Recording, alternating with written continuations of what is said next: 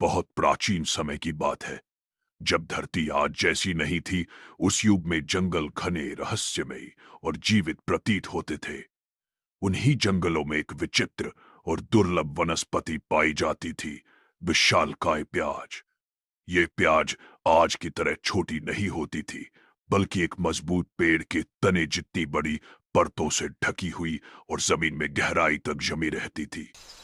कहा जाता था कि उसमें धरती की आत्मा बसती है, इसलिए वो केवल चुनिंदा जंगलों में ही उगती थी। गांवों के लोग उस जंगल में जाने से डरते थे। मान्यता थी कि जो भी लालच में आकर उस प्याज को उखाड़ने की कोशिश करेगा, उसे भारी कीमत चुकानी पड़ेगी। एक निर्धन लेकिन लालची व्यक्ति उस जंगल में भटकता हुआ पहुंच गया। उसकी नजर उस विशाल प्याज पर पड़ी। उसकी आंखें चमक उठी। कुल्हाड़ी और रस्सी से प्याज को उखाड़ना शुरू किया।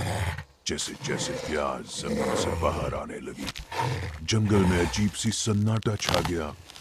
अचानक धरती कराह उठी। तभी उस प्याज के भीतर से सिसकियों की आवाज आने लगी। वो प्याज रो रही थी।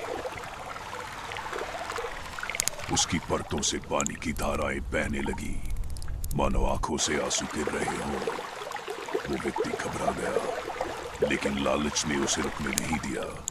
उसने प्याज को पूरी तरह उखाड़ लिया और कंधे पर रखकर घर की ओर चल पड़ा।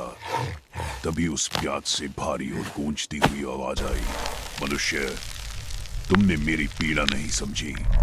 जैसे आज मैं रो रही हूं, वैसे ही आने वाले समय में जब भी मुझे छीला जाएगा, काटा जाएगा, हर मनुष्य की आंखों से आंसू बहेंगे।